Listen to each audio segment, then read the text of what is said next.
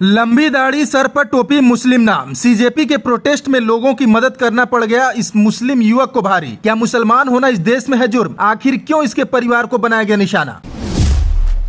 जंतर मंतर पर सबने किया प्रदर्शन, पूरे इंटरनेट पर वायरल हुई वीडियो, पर किसी को पुलिस ने नहीं धमकाया। आखिर क्यों जुनैद की फैमिली को बनाया जा रहा है निशाना? कौन करेगा इस परिवार की मदद? क्या मुसलमान का नहीं है ये देश? आखिर क्यों हर बार इन्हें बनाया जाता है निशाना? दिल्ली के जंतर मंतर पर हुए प्रदर्शन से वायरल हुई ऐसी खबर, पूरे देश में मची हलचल। क्या छात्र बनेंगे जुनैद के मददगार? क्या अभिजीत दीप के लेंगे कोई एक्शन?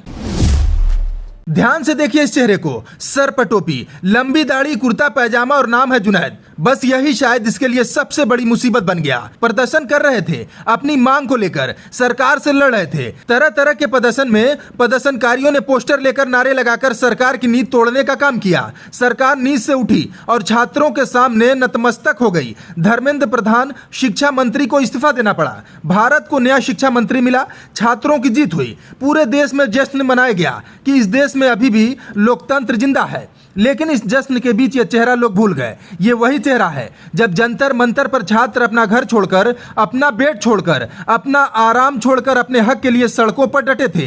तो भूखे छात्रों को खाना खिलाने का काम कुर्ता पैजामा, सर पर टोपी लगाए जुनैद और उसका परिवार कर रहा था। बस जुनैद और उसके परिवार का यही कसूर था कि छात्रों की मदद करना इन्हें भारी पड़ गया। क्या कुछ हुआ जुनैद के साथ? आखिर कौन है जुनैद? आज की रिपोर्ट में सब कुछ जानेंगे। तो सोचेंगे कि आखिर मुसलमान के साथ ही ऐसा क्यों होता है? क्या मुसलमान को सरकार के खिलाफ किसी प्रदर्शन में नहीं कूदना चाहिए? सब कुछ इस रिपोर्ट में बताएंगे। दिल्ली के जंतर मंतर पर छात्रों के आंदोलन के दौरान एक चेहरा अचानक पूरे देश में चर्चा का विषय बन गया। यह चेहरा था मोहम्मद जुनैद का। सिर पर टोपी, कुर्ता पैजामा और हाथों में खाने पीने का सामान। आंदोलन में शामिल हजारों छात्रों को खाना, पानी और जूस पहुंचाने वाले जुनैद की तस्वीरें और वीडियो सोशल मीडिया पर तेजी से वायरल हुई। कई लोगों ने उनकी तारीफ की और इसे इंसानियत की मिसाल बताया। लेकिन आंदोलन खत्म होने के बाद मामला एक नए मोड़ पर पहुंच गया है। सीजेपी ने आरोप लगाया है कि उत्तर प्रदेश में जुनैद और उनके परिवार को निशाना बनाया जा रहा है। पार्टी का दावा है कि पुलिस उनके घर पहुंची, परिवार के लोगों से पूछताछ की गई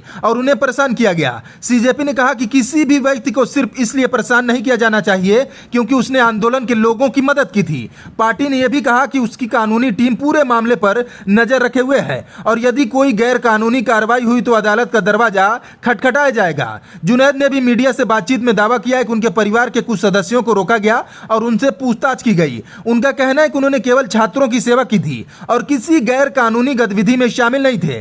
उनका कहना है कि अगर भूखे छात्रों को खाना खिलाना अपराध है तो यह बेहद दुखद स्थिति है। हालांकि इस पूरे मामले में उत्तर प्रदेश पुलिस का पक्ष अलग है। पुलिस ने सीजेपी के आरोपों को खारिज करते हुए कहा कि परिवार को प्रताड़ित किए जाने के आरोप सही नहीं है। अब तक किसी स्वतंत्र जांच एजेंसी या अदालत ने सीजेपी के आरोपों की पुष्टि नहीं की है। इसलिए इस मामले में दोनों पक्षों के दावे सामने हैं और अंतिम निष्कर्ष तब आना बाकी है। इस बीच सीजेपी ने साफ कहा है कि वह जुनैद और उनके परिवार को अकेला नहीं छोड़ेगी। पार्टी का कहना है कि यदि किसी स्वयंसेवक के साथ अन्याय हुआ तो वह कानूनी और लोकतांत्रिक तरीके से उसका मुकाबला करेगी।